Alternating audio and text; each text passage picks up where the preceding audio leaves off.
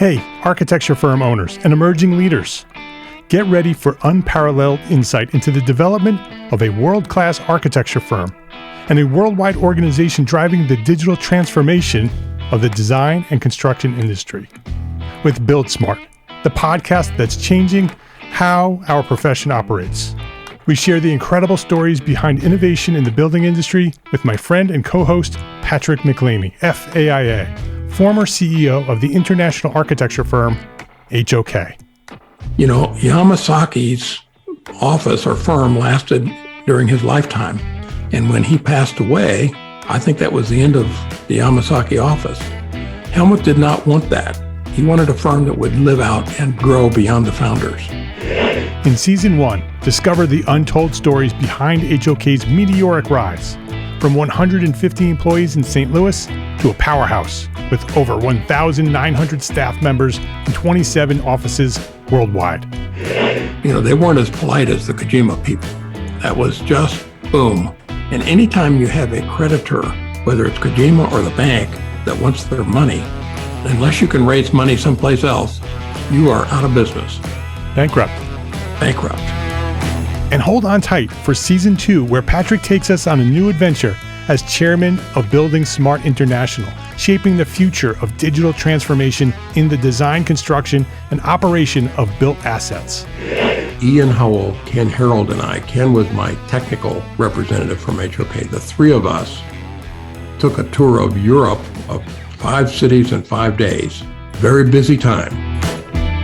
Simply follow the link in the show notes to subscribe to Build Smart now and uncover lessons that will transform you and your architecture firm.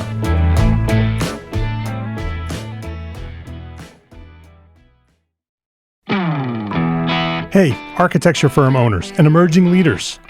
Get ready for unparalleled insight into the development of a world-class architecture firm and a worldwide organization driving the digital transformation of the design and construction industry. With Build Smart, the podcast that's changing how our profession operates.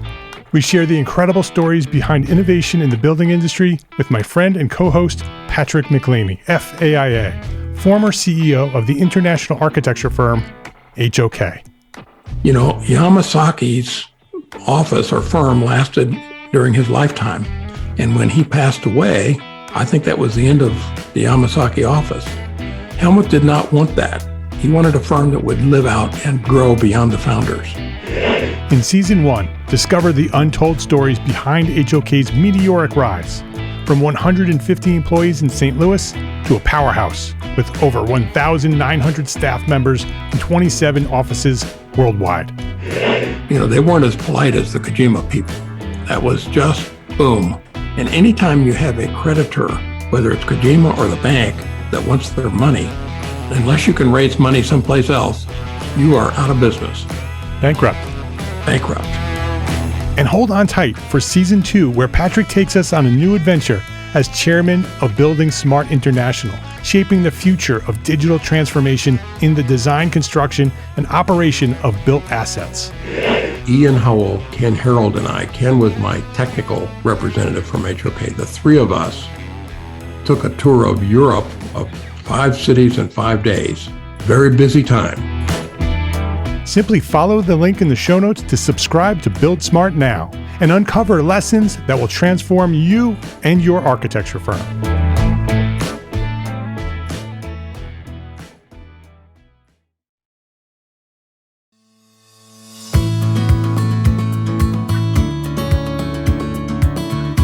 My name is Mark R. LePage, and you are listening to EntreArchitect podcast, where each week I speak with inspiring, passionate people who share their knowledge and expertise, all to help you build a better business as a small firm entrepreneur architect. Diana Nicklaus, welcome to EntreArchitect podcast. Thanks. It's great to be back. It's great to have you back. Diana Nicklaus is president and CEO of Saam Architecture based in Boston, Massachusetts. With over 20 years of experience, Diana has practiced architecture in both the United States and Italy with projects throughout the continental US and Europe. Her portfolio includes high-profile, large-scale institutional projects, including those in the higher education, healthcare, cultural arts, and K-12 education sectors. As an advocate for women's leadership and equitable practice, she has shared Saam's strategies in numerous presentations and interviews, including Equity by Design, the AIA Women's Leadership Summit, and here at the EntreArchitect podcast, back at episode 196. So you should go back to that and listen to that. Diana was a founding co-chair of the Massachusetts Building Congress Women's Network, the founding president of Boston Professional Women in Construction, and is currently serving as the secretary of the board for the Boston Society of Architecture, which is Boston's chapter of the American Institute of Architects. Diana, it's great to have you here. I'm glad you're back. I can't wait to hear the update since we last spoke. It's been a long time since we last spoke, and that's what I want to talk about. I want to talk about what's going on over at Saam and the changes and all of that. So welcome back. Thanks. So should I dive into what's going on at Saam? Yeah, well, I just want to remind everybody that Diana shared her origin story back at episode 196. So you can go back and hear the whole story of where she was inspired to become an architect, how she became an architect, that story all the way up through launching Saam and how Saam works as a remote firm, was built that way. It's continuing to work that way. Today, I want to have that same conversation. I want to talk about that same topic, your firm and your team, and how things may or may not be different as we emerge from the pandemic. So I have lots of questions. So let's start with, how did the pandemic change the way you work, if at all? You've been in business for 7+ years working with a remote, flexible model. I think lots of people are now very familiar with that model, since the pandemic has sort of forced all of us into a model that's similar to that. Maybe we can start with sort of reminding everybody how the firm is structured, and then we'll talk about maybe how the pandemic has changed it at all. Sure. So, as you said, we'll be 7 years old next week. And since our founding, we've always operated on a model where everyone has the ability to work remotely, although we've always had a brick and mortar office as well. And everyone's had what we call radical flexibility, which means people can work really 7 days a week, any hours that they want, as long as their clients are getting what they need and they communicate with everyone. So these days we tend to be hovering around 25 people. And shortly before the pandemic, we decided to leave our office space in the seaport of Boston. And we took a space that was smaller because, we realized not everyone needed to have a desk every day. When we have, we always had people that came in maybe 2 days a week. So it just made sense for us to move. And lo and behold, a week after we moved in, the governor said to everyone, okay, you're home now. So we were really pleased that we had been slightly ahead of the curve on this concept of downsizing due to remote work. That said, even though we had been doing this for, at that point, 6 years, there were some changes with what was going on. And we have adapted in some other great ways and learned some lessons, even more than we had before. So it has been fascinating to see the rest of the industry sort of forced to a similar model. Right. But it's also been fascinating for me to see how people are now looking at what the future is going to look like in this industry. Yeah, I think that you've been doing this for a long time, and it was the way you started. It was intentionally built that way so you could have that radical flexibility and allow all of your team, men and women, to have that flexibility to integrate their lives with the way they work. And so it is interesting to see how the rest of the world is trying to catch up to that now, because we've been forced into it.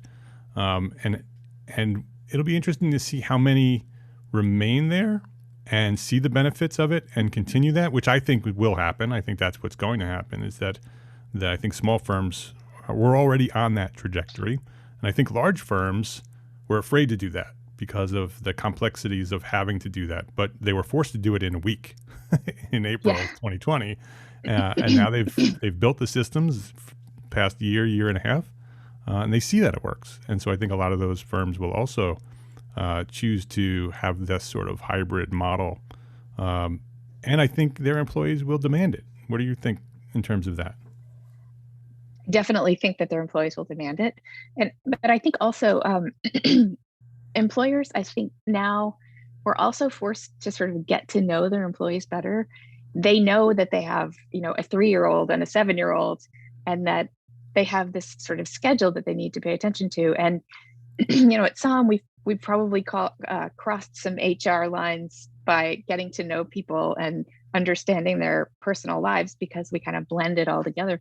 So I think that also creates sort of more responsibility from the ownership of some of these larger firms, or not, larger and smaller. But I think people recognize that they can have these employees who have other responsibilities, and they can still do good work together. It's an adjustment, and we're all still figuring it out. But so I do think, in addition to the demand, I think there's this willingness based on what firm leaders have learned. Yeah. In the process. Can we talk a little bit about tactics and how you actually do this? And successfully, you have 25 people working for you.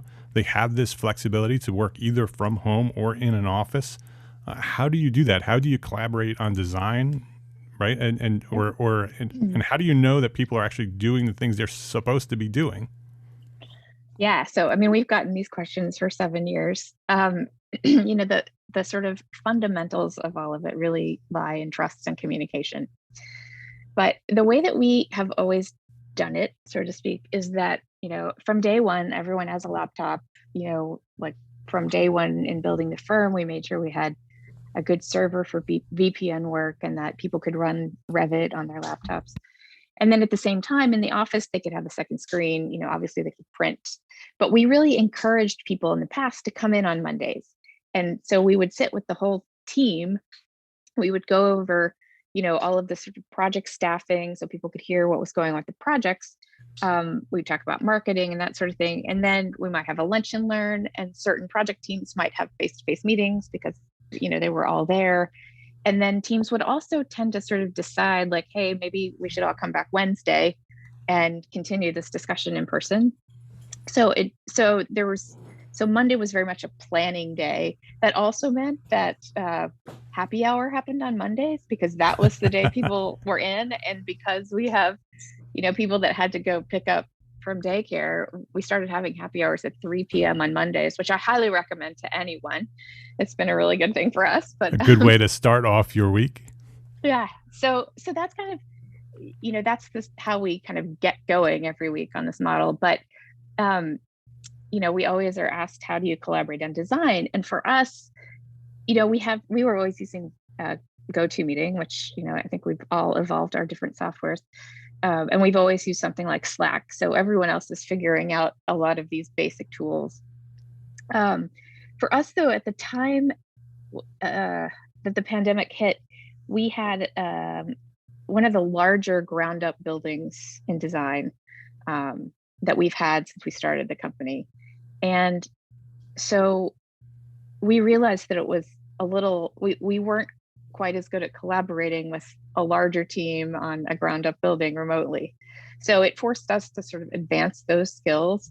And we're still using all the same tools, but we understand better how to communicate things. It might be the way that design is communicated using Bluebeam more, or, we know that you can share images more effectively with Slack. We hadn't really gotten into that much. The ability to draw on things in Zoom. Those were just all things. Again, everyone was learning that. But we've also, because we already had this radical flexibility, that was not a change in the pandemic, I would say. And we actually tracked what hours people worked pre-pandemic. What days were they in the office, and what hours did they work, even if they weren't in the office? And then we did the same study with a COVID version. So we added in the ability for people to sort of mark, when they might have to do some homeschooling or take care of a child. And in both studies, the majority of people still stick to pretty much an 8 to 5 schedule. But we do have people who work better at 4 in the morning and they'll work then. And then we have people that work until 2 in the morning. So we've also sort of expanded we have a pretty international crowd in our office. So we had somebody working from Barcelona for a long time during the pandemic, and she had done that prior, but she was there for a more extended period. And then another one of our team members went to Dubai to visit her family and ended up staying for several months. And both of those people adapted so well relative to the time change. Like, you wouldn't have known that they were working that far. So as I've talked to architects who are now looking at what the future of their firm is going to be, people have said to me, oh, I have somebody that wants to work in Pennsylvania. I'm like, it's the same time zone. You're using the same tools you were in the pandemic. Just go for it. Yeah. You've got this down. But we don't have something that I think a lot of firms are looking at right now, which is like a structure for how hybrid works. I think some firms are looking for providing, a schedule. These are the days that we want you to be in, or these are the hours that we want you to be in the office or at home. And we have never done that and will not do it. I do think it's more challenging with a larger firm. But again, if you kind of treat, project teams on large projects as a small office, you can do the same thing. Everyone just kind of adapts to what that schedule looks like. Yeah, I think a lot of leaders want to sort of adapt the old constraints that they had in an office to this new model. And it doesn't really lend itself to that. You can't really force people to be sitting in their chair working at a certain time. And I guess you can, but I don't see the purpose of that. It doesn't really make sense. And it's just sending a message that you don't trust your people. And if you don't trust your people, you have bigger cultural problems. So that's exactly right. Yeah. Let's talk a little bit about, you were talking about working with people all over the world. Another benefit to this model is that you can find the best people in the world literally and hire them because it doesn't matter where they are. How about onboarding? I think that's happening a lot right now. People are sort of trying to adjust to this new model, and the industry, the entire profession is booming right now in terms of workload. They're all looking for help. This model actually opens up the opportunity to expand the number of people that you can speak to for that position. But how do you do it? How do you both hire somebody without ever really meeting them in person and onboard them to the culture and to the systems of everything that you've built at Saam? That's been an interesting process for us as well. So we interviewed someone literally the last day that we were in the office physically, that all of us were. And we were, once the pandemic hit, everyone just kind of stayed where they were. At least we did. We were not going to hire anyone at that point because we didn't know what was going to happen. Right. But then about 3 months later, she finished her studies and we were ready to hire someone and we were able to bring her on. So she had been to our office once, but the rest of it was, a fully remote onboarding. So she happens to live somewhere that one of our principals does. So, we were able to get her the laptop, just, handing it off at the grocery store or whatever. But it was clear to us after a few days that she hadn't really, had the opportunity to learn about certain things that I think we did a lot better in person. Now we've had people who have started for a day or two and then they've, become remote quickly, but it was definitely a change in this instance because we just hadn't had that initial sort of introduction and that sort of thing. We did a lot of GoToMeetings, Zooms, or whatever, just, to show people things like, here's where the files are, here's how here's how you report expenses, you do your timesheet, all of that. I think Slack has been a good tool for everyone, and we use that a lot, and we use different channels for projects, and so we encourage people to ask a lot of questions about everything on Slack. Like, we just interviewed someone today and I said, are you comfortable asking questions on Slack? because it's such an important thing. So in onboarding people, we really encourage that. And then we hired somebody else later into the pandemic as well. And I wouldn't say it was as effective as an in-person onboarding, but we have a group of people who are really willing to help each other. And during the pandemic, we also kind of started they're sort of like mentoring groups, I would say. So each senior associate talks with 3 or 4 people. It's a group. Oh, great idea. And that has been, the senior associates came up with this idea. It's a great plan. And that allows people to just ask all kinds of questions. We also set up the ability for people to basically open up a Zoom meeting, but just keep on working as if you're all in the same room. Yep. And I haven't participated in those, but there's some good conversation in there about, how do I do this in Revit, or, what are you doing this weekend, or whatever. Some of the water cooler stuff happens that way too.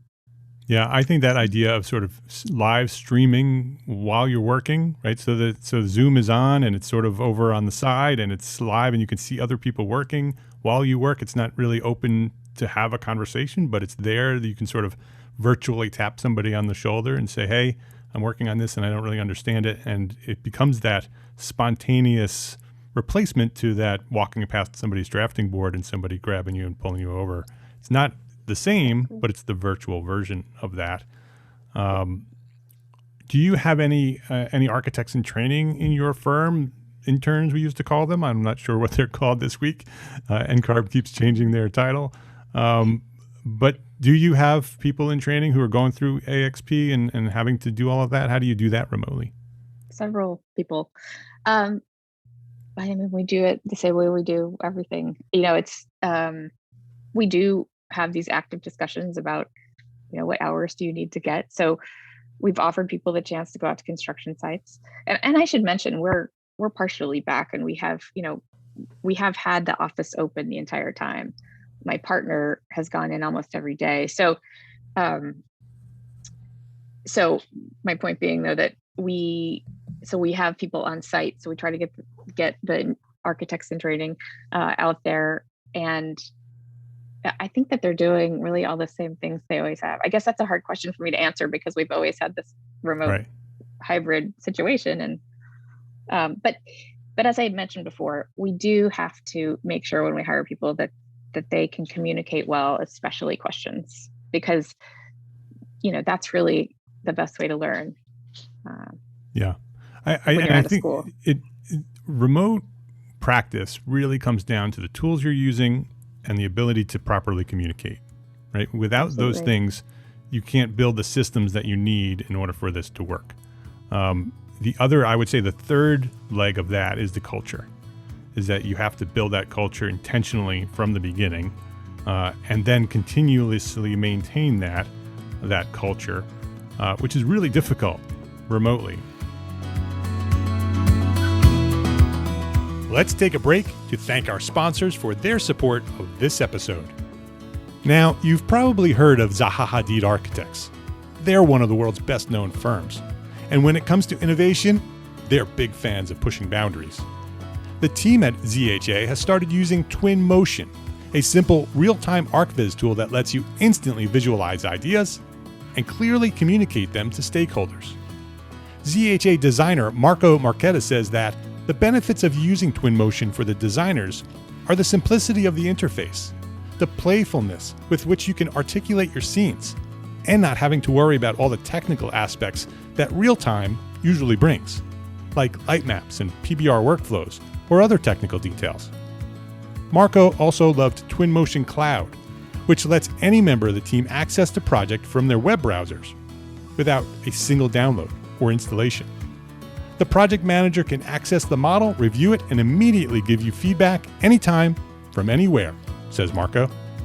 To download a free trial today, visit our exclusive URL, twinmotion.link/EntreArchitect. That's twinmotion.link/EntreArchitect to try Twinmotion for free.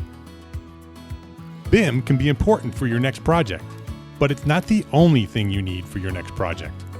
That's why it's important that 95% of manufacturers who offer free BIM files on ARCAT also offer another type of data or information that your project may need. That means 95% of the products with BIM also have CAD files, are in a specification, in a patented spec wizard, or may have product information to help you make the right selection. So stop going to a site with just BIM and go to arcat.com to get everything you need for your next project for free and without registering. No cost, no credit card, no email. It's free. That's arcat.com, ARCAT.com. When building a business you're passionate about, it's easy to feel like there aren't enough hours in the day. And if you're doing all the invoicing and accounting on your own, you're probably spending time on work you don't love. FreshBooks is built for business owners like us. It's the all-in-one accounting software that saves entrepreneurs and freelancers up to 11 hours a week. That's 11 hours that you can spend nailing a client pitch, designing your next project, or building your business as an architect. From preparing, sending, and following up on invoices, to tracking and managing expenses, to processing online payments, FreshBooks automates and simplifies all the tough and annoying parts of running your own business. So try FreshBooks for free for 30 days. No credit card required. Go to EntreArchitect.com/FreshBooks and enter EntreArchitect in the How Did You Hear About Us section and get more time back to build the business you love. That's EntreArchitect.com/FreshBooks.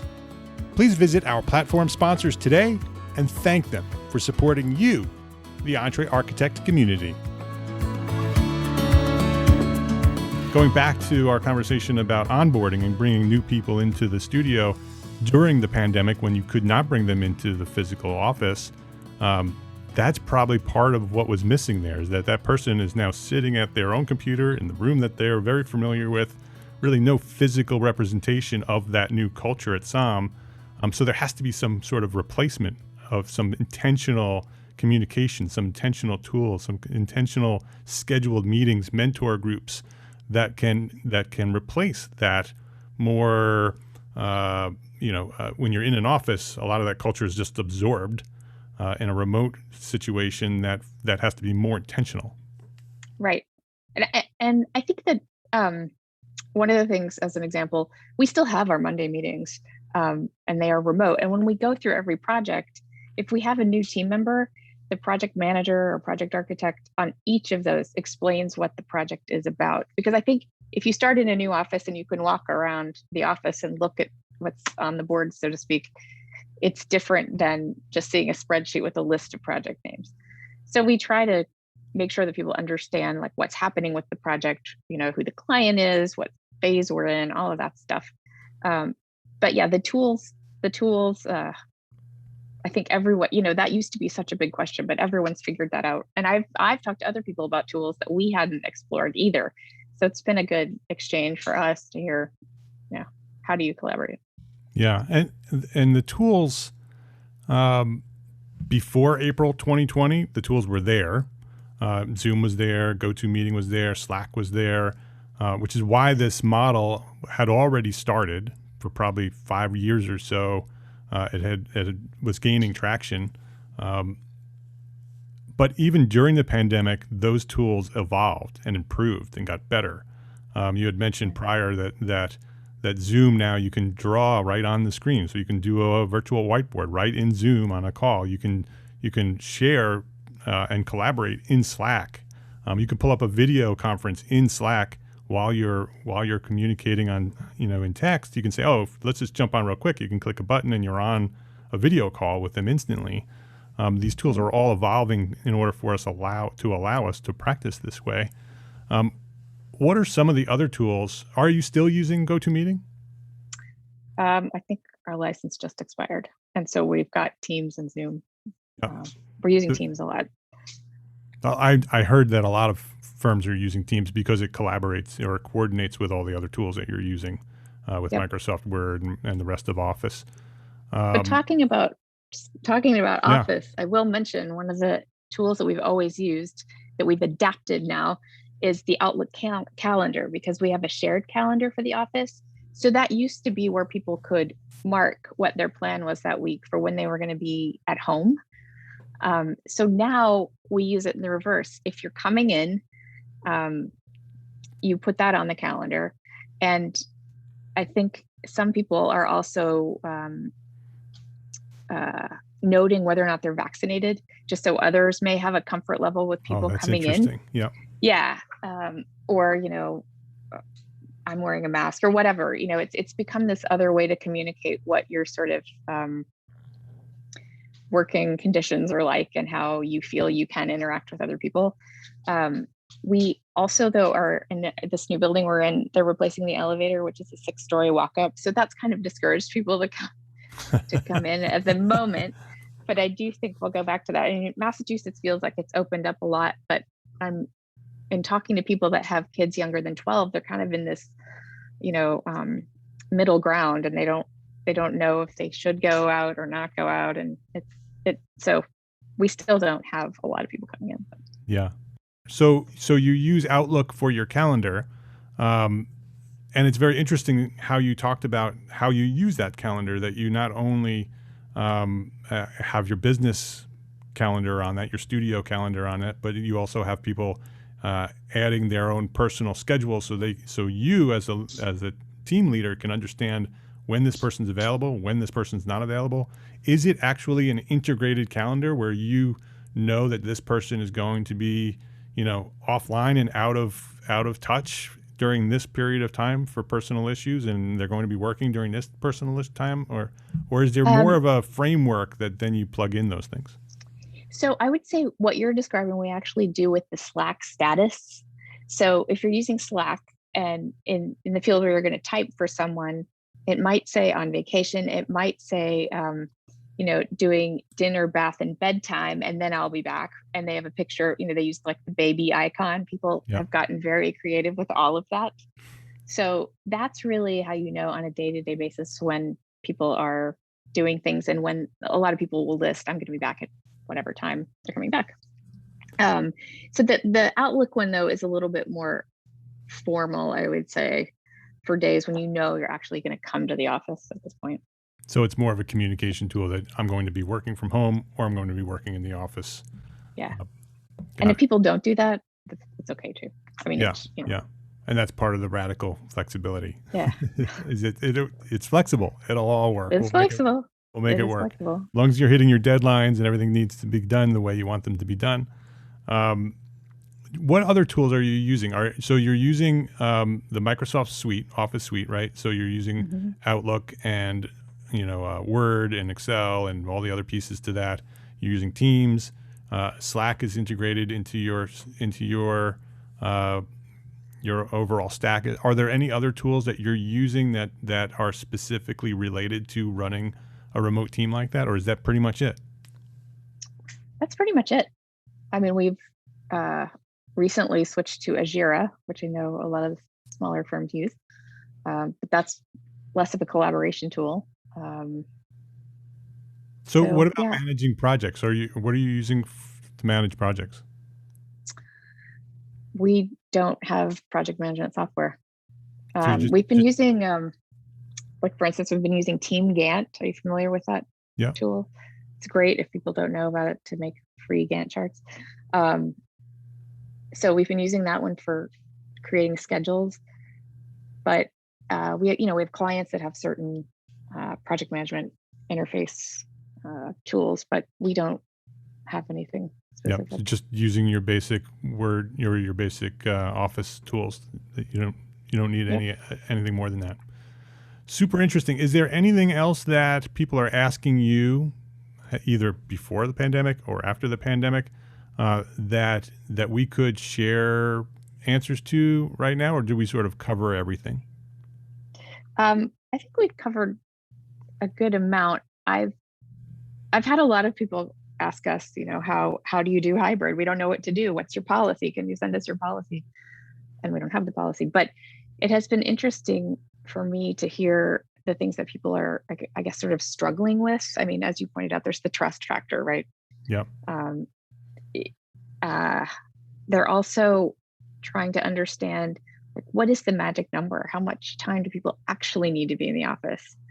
Others are struggling with the idea of like, oh, we could hire the best people all over the world. Should we try that?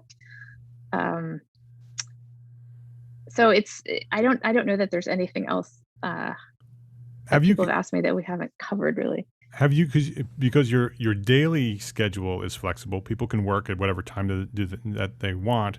Do you have any flexibility in terms of your weekly calendar, in terms of days that you're working? Can people take Fridays off if they choose to and make that up elsewhere? Completely. It's completely flexible. And we also have unlimited vacation. So like if let's say somebody works 38 hours and their target is 40, if they need to put in a little vacation time, they can. But yeah, it's across 7 days. Again, you just communicate with your team. We do have a lot of parents of young children. So there's a group of them that kind of target Friday as the day they take off. And, they might work 2 or 3 hours on Fridays, or they'll pick up on Sunday and do some more work. We see lots of different schedules. And, the more you work with people, the more you're going to understand their sort of patterns. We have one team member, our creative director. She's very into horseback riding, and she goes to the barn on Fridays. And so everybody kind of knows on Friday mornings she's at the barn, you're probably not going to get in touch with her.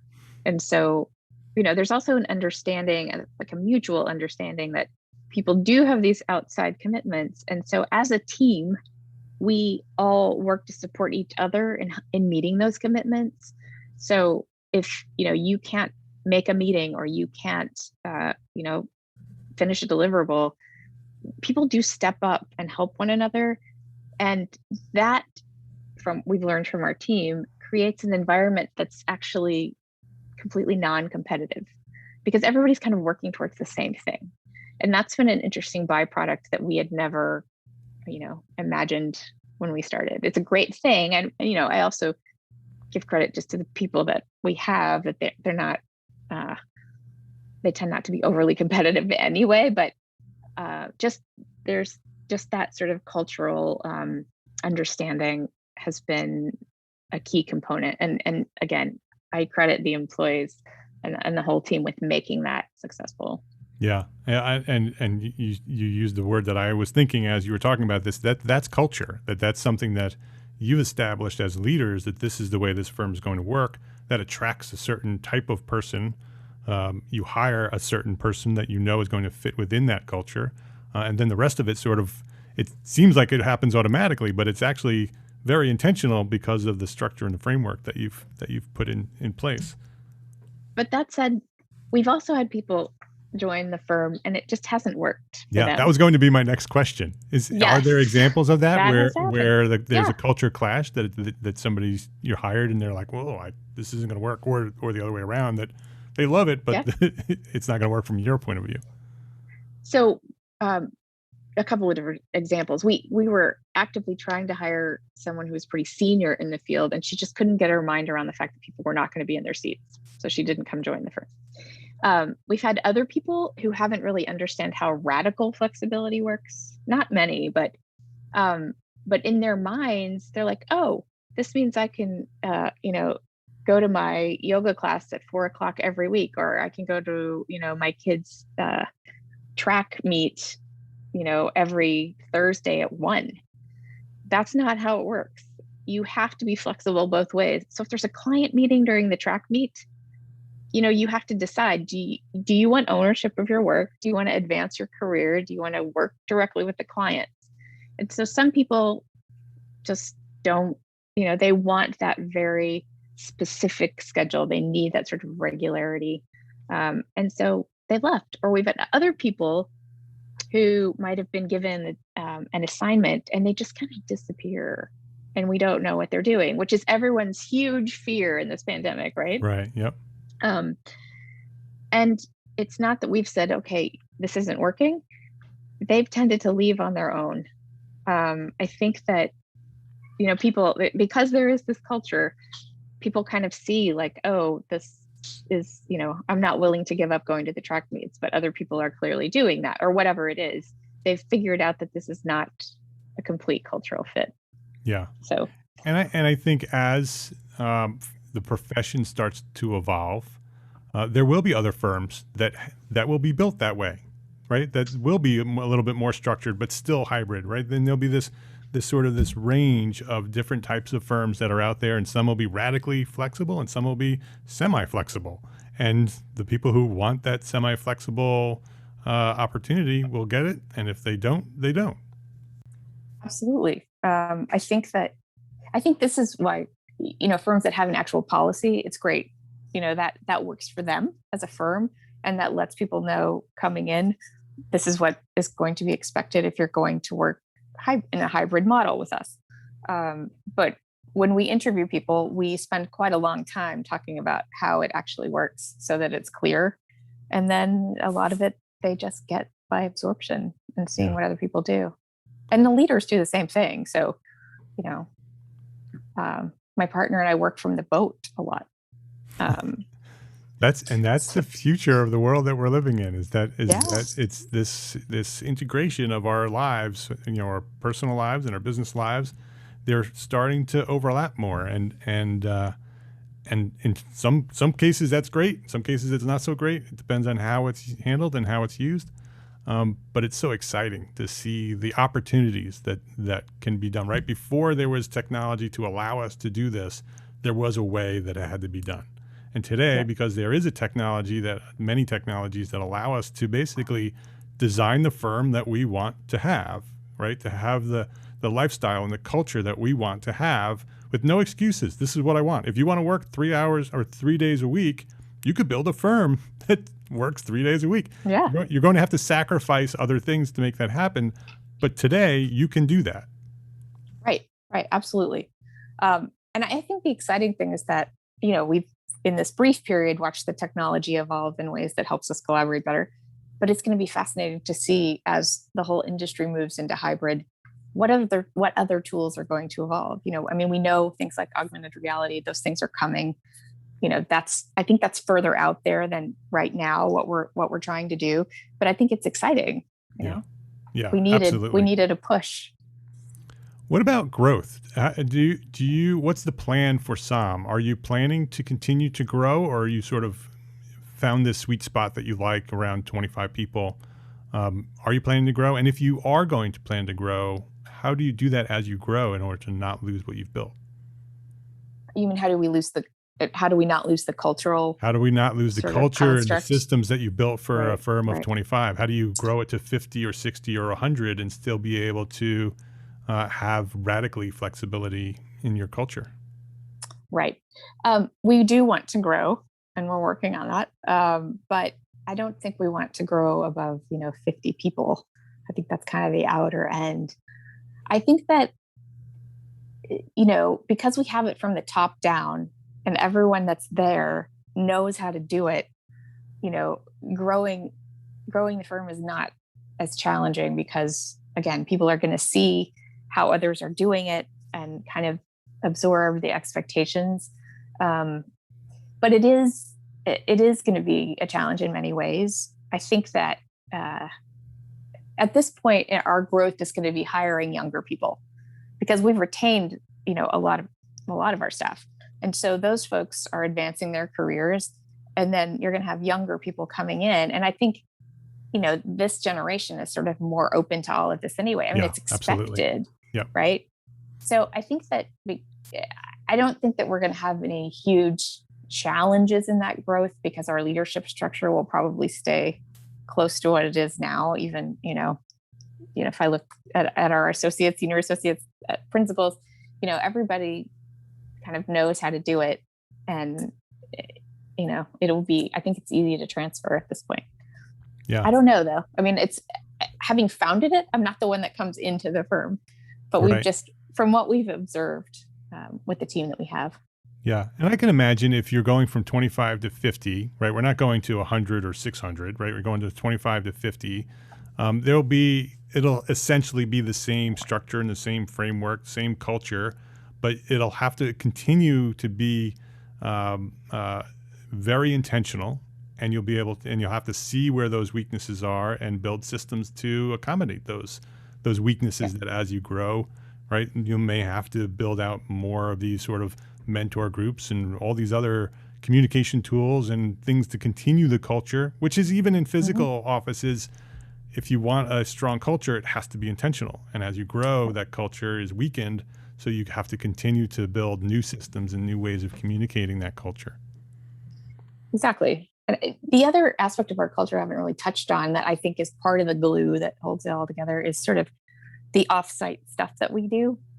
So, I mean, besides the Monday happy hours, but like I think we just had our third group bike ride, which is a great way to get people out. And, we recently had onboarded an employee who lives in Rhode Island, and that happens to be where we do these bike rides. And she came and ate lunch with us in the middle of our bike ride. And it was awesome because we hadn't really gotten to see her face to face. Well, at least only one person had. But we also do things like outside of COVID, we have like an annual pizza and bowling night. And then we also have a picnic at one of the principal's houses where we rent a bounce house because there are so many kids that come. And those things are really important when you're not in the office together and you don't have everyone together. So we're looking forward to kind of getting back into those more. And I know, a lot of people have done the same things we have. We had happy hours virtually with trivia, and most recently we did one where we had slideshows of our hometown architecture and things like that. But I think getting back to those face-to-face touch points is going to be a good cultural boost. Yeah. And like you said, those, I'm glad we spoke about that, because those events that you described, which may sound like it's fun and it's like, it's this bonus that we've built this firm and now we can go out and have these fun opportunities. But in fact, they're critical. They're very important, especially for this model, because those are the times where you really get to know one another and you become friends with one another, and you understand their family situations, the good and the bad, their struggles and their strengths, which then goes back to the trust, right? In order to trust somebody, it's much easier to trust somebody when you know their history and their background and who they are and their character than it is to not know all of that stuff. It's so much easier. The trust just comes naturally at that point. Absolutely. Yeah. It's fun.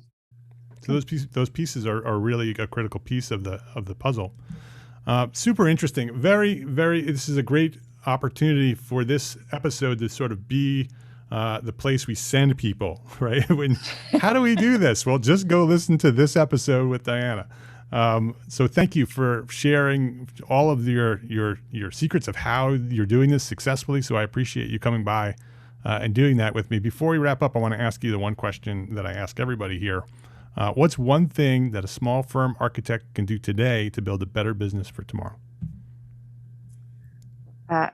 This is an answer you probably get a lot, but invest in your people. How do you do that in terms of what? So you invest time teaching them.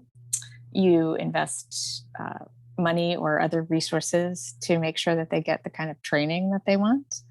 And you give them the opportunities, like take risks, let them manage a project, see how it goes. You can be right there with them, but see how it goes. And then you may have a new project manager on your hands. So we try to do that as much as we can.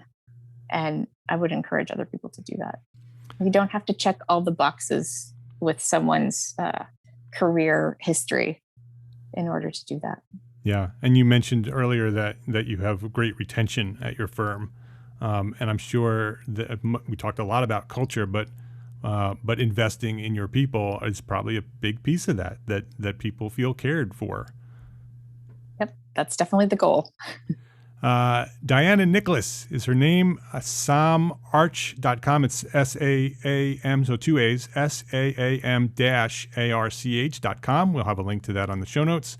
Diana, thank you not only for coming on the show today, but for all of your leadership. In the introduction, I mentioned all the different things that you're doing, all the leadership positions that you have.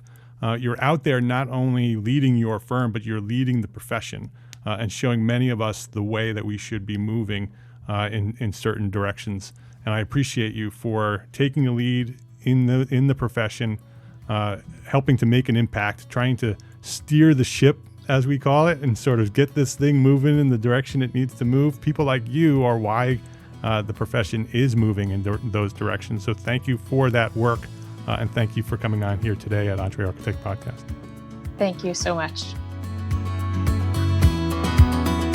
If you liked this episode of EntreArchitect Podcast, please share a rating, write a review, and share a link to this episode with a friend. Links to all the resources we discussed today are available at the show notes for this episode found at entrearchitect.com/podcast. And thank you to ARCAT, FreshBooks, and Twinmotion for their support of this podcast. EntreArchitect is proud to be a partner with the largest, most engaged AEC multimedia network on the planet, Gable Media. We're curating thought leadership for an audience dedicated to building a better world. Listen and subscribe to all the shows at gablemedia.com. That's GABL media.com. And check out EntreArchitect Academy membership. Ready to edit business resources, live monthly training for architects, business training that is, a supportive architect community, yep, it's there, and Simple Systems, our new business system program developed for small firm entrepreneur architects just like you. It's in there for you at EntreArchitect Academy. It's waiting for you right there at the membership. Come join me and hundreds of your entrepreneur architect friends. Visit entrearchitect.com/join to enroll today. Be well, my friends. Be healthy, happy, safe, and secure. Thank you for listening today. Love, learn, and share what you know.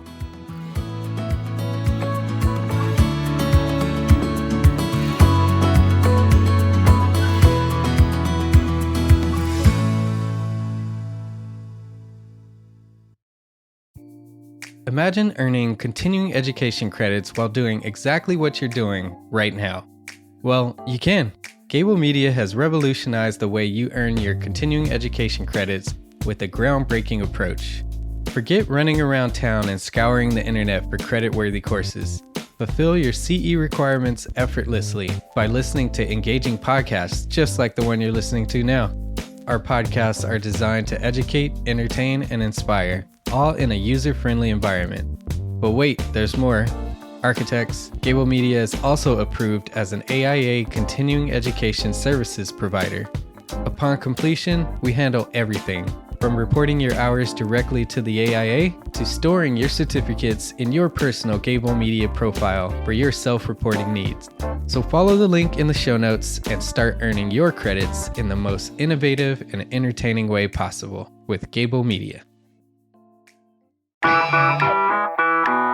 Attention architects and creative minds, get ready to supercharge your brand with Build Your Brand, the podcast that's unlocking the secrets of branding success for creatives. Hey there, it's Mark Arlepage, founder of EntreArchitect, and I'm inviting you to join my friend, architect marketing expert Jeff Eccles at Build Your Brand podcast, where he explores the captivating stories of the world's top brands and transforms their lessons into powerful moves for small firm architects and creatives like you. In Season 1, Jeff shares the thrilling tale of Southwest Airlines, where he dissects their journey to the summit and distills it into strategies tailor-made for you. It's important to keep in mind that companies like Southwest compete in the real world, just like you, and face real-world challenges, just like you. You might be surprised at how similar those challenges are to the struggles that you grapple with on a day-to-day basis. Don't miss out on your blueprint for success. Subscribe, tune in, and let's build your brand together. You may have noticed that the very best brands in the world are also known for having somewhat unique corporate cultures. That's often the glue that holds everything together when they encounter those rough spots. We don't do it because it inconveniences the passengers to whom we are primarily dedicated, the short haul, frequent flyer. Follow the link in the show notes to subscribe to Build Your Brand today. Remember, no matter the size, the journey's the same. Your brand's journey to the top starts here.